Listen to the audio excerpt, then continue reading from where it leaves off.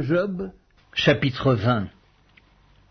Tsophar de Naama prit la parole et dit : Mes pensées me forcent à répondre, et mon agitation ne peut se contenir. J'ai entendu des reproches qui m'outragent, le souffle de mon intelligence donnera la réplique. Ne sais-tu pas que de tout temps, depuis que l'homme a été placé sur la terre, le triomphe des méchants a été court et la joie de l'impie momentanée ? Quand il s'élèverait jusqu'aux cieux et que sa tête toucherait aux nues, il périra pour toujours comme son ordure, et ceux qui le voyaient diront : Où est-il ? Il s'envolera comme un songe et on ne le trouvera plus. Il disparaîtra comme une vision nocturne, l'œil qui le regardait ne le regardera plus, le lieu qu'il habitait ne l'apercevra plus. Ses fils seront assaillis par les pauvres, et ses mains restitueront ce qu'il a pris par violence. La vigueur de la jeunesse qui remplissait ses membres aura sa couche avec lui dans la poussière.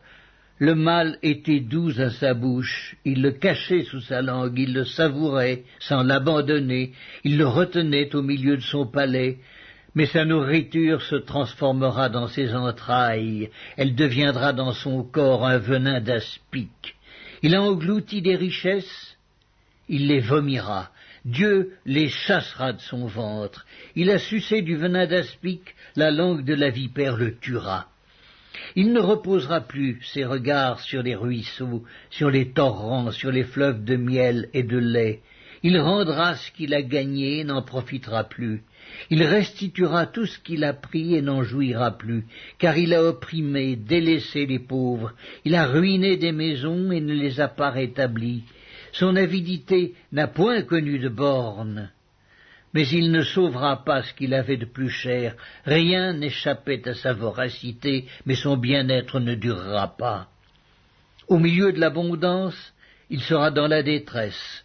La main de tous les misérables se lèvera sur lui. Et voici, pour lui remplir le ventre, Dieu enverra sur lui le feu de sa colère et le rassasiera par une pluie de traits. S'il échappe aux armes de fer, l'arc d'airain le transpercera.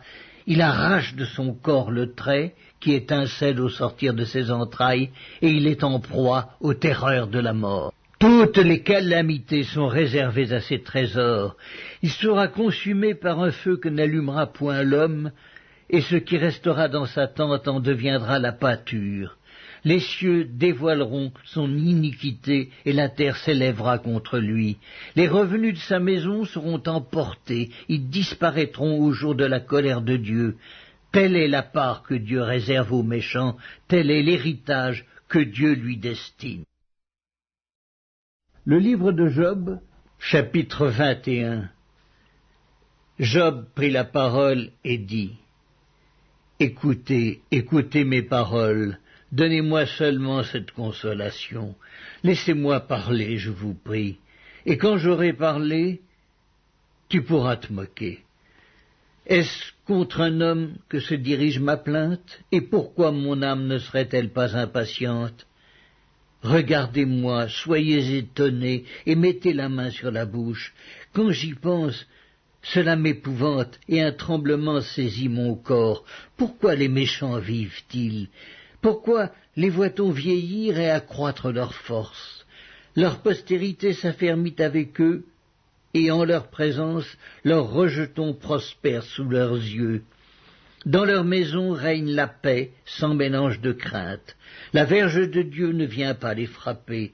Leurs taureaux sont vigoureux et féconds, leurs génisses conçoivent et n'avortent point. Ils laissent courir leurs enfants comme des brebis, et les enfants prennent leurs ébats. Ils chantent au son du tambourin et de la harpe, ils se réjouissent au son du chalumeau. Ils passent leurs jours dans le bonheur, et ils descendent en un instant au séjour des morts. Et ils disaient pourtant à Dieu : Retire-toi de nous, nous ne voulons pas connaître tes voies. Qu'est-ce que le Tout-Puissant pour que nous le servions ? Que gagnerons-nous à lui adresser nos prières ? Quoi donc, ne sont-ils pas en possession du bonheur ? Loin de moi le conseil des méchants, mais arrive-t-il souvent que leurs lampes s'éteignent, que la misère fonde sur eux, que Dieu leur distribue leur part dans sa colère, qu'ils soient comme la paille emportée par le vent, comme la balle enlevée par le tourbillon? Est-ce pour les fils que Dieu réserve le châtiment du Père? Mais c'est lui que Dieu devrait punir pour qu'il le sente. C'est lui qui devrait contempler sa propre ruine. C'est lui qui devrait boire la colère du Tout-Puissant, car que lui importe sa maison après lui, quand le nombre de ses mois est achevé? Est-ce à Dieu qu'on donnera de la science, à lui qui gouverne les esprits célestes? L'un meurt au sein du bien-être, de la paix et du bonheur, les flancs chargés de graisse et la moelle des os remplie de sève. L'autre meurt, l'amertume dans l'âme, sans avoir joui d'aucun bien, et tous deux se couchent dans la poussière, tous deux deviennent la pâture des vers. Je sais bien quelles sont vos pensées, quels jugements iniques vous portez sur moi. Vous dites, où est la maison de l'homme puissant? Où est la tente qu'habitaient les impies? Mais quoi, n'avez-vous point interrogé les voyageurs, et voulez-vous méconnaître ce qu'ils prouvent? Au jour du malheur, le méchant est épargné, au jour de la colère, il échappe. Qui lui reproche en face sa conduite? Qui lui rend ce qu'il a fait? Il est porté dans un sépulcre, et il veille encore sur sa tombe. Les mottes de la vallée lui sont légères, et tous après lui suivront la même voie, comme une multitude l'a déjà suivi. Pourquoi donc m'offrir de vaines consolations? Ce qui reste de vos réponses n'est que perfidie. Le livre de Job, chapitre 22. Eliphaz de Théman prit la parole et dit, « Un homme peut-il être utile à Dieu? Non. Le sage n'est utile qu'à lui-même. Si tu es juste, est-ce à l'avantage du Tout-Puissant? Si tu es intègre dans tes voies, qui gagne-t-il? Est-ce par crainte de toi qu'il te châtie, qu'il entre en jugement avec toi? Ta méchanceté n'est-elle pas grande? Tes iniquités ne sont-elles pas infinies? Tu enlevais sans motif des gages à tes frères, tu privais de leurs vêtements ceux qui étaient nus, tu ne donnais point d'eau à l'homme altéré, tu refusais du pain à l'homme affamé. Le pays était au plus fort et le puissant s'y établissait. Tu renvoyais les veuves avides, les bras des orphelins étaient brisés. C'est pour cela que tu es entouré de pièges et que la terreur t'a saisi tout à coup. Ne vois-tu donc pas ces ténèbres, ces eaux débordées qui t'envahissent? Dieu n'est-il pas en haut dans les cieux? Regarde le sommet des étoiles comme il est élevé, et tu dis, qu'est-ce que Dieu sait? Peut-il juger à travers l'obscurité? Les nuées l'enveloppent, et il ne voit rien, il ne parcourt que la voûte des cieux. Et quoi, tu voudrais prendre l'ancienne route qu'ont suivie les hommes d'iniquité?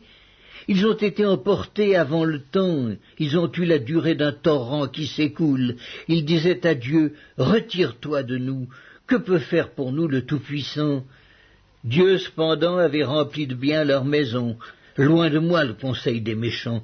Les justes, témoins de leur chute, se réjouiront, et l'innocent se moquera d'eux. Voilà nos adversaires anéantis, voilà leur richesse dévorée par le feu. Attache-toi donc à Dieu, et tu auras la paix, tu jouiras ainsi du bonheur. Reçois de sa bouche instruction, et mets dans ton cœur ses paroles. Tu seras rétabli si tu reviens au Tout-Puissant, si tu éloignes l'iniquité de ta tente. Jette l'or dans la poussière, l'or d'Ophir parmi les cailloux des torrents, et le Tout-Puissant sera ton or, ton argent, ta richesse. Alors, tu feras du Tout-Puissant tes délices, tu élèveras vers Dieu ta face, tu le prieras, et il t'exaucera, et tu accompliras tes vœux. À tes résolutions répondra le succès, sur tes sentiers brillera la lumière. Vienne l'humiliation, tu prieras pour ton relèvement.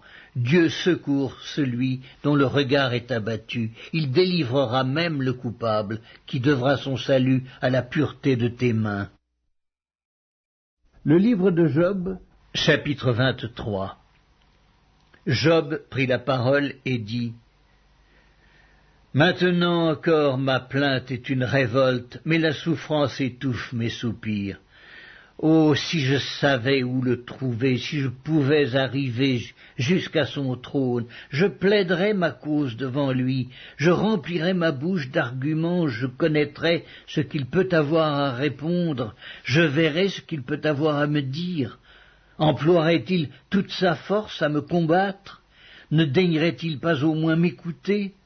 Ce serait un homme droit qui plaiderait avec lui, et je serais pour toujours absous par mon juge. Mais si je vais à l'Orient, il n'y est pas. Si je vais à l'Occident, je ne le trouve pas. Est-il occupé au nord? Je ne puis le voir. Se cache-t-il au midi? Je ne puis le découvrir.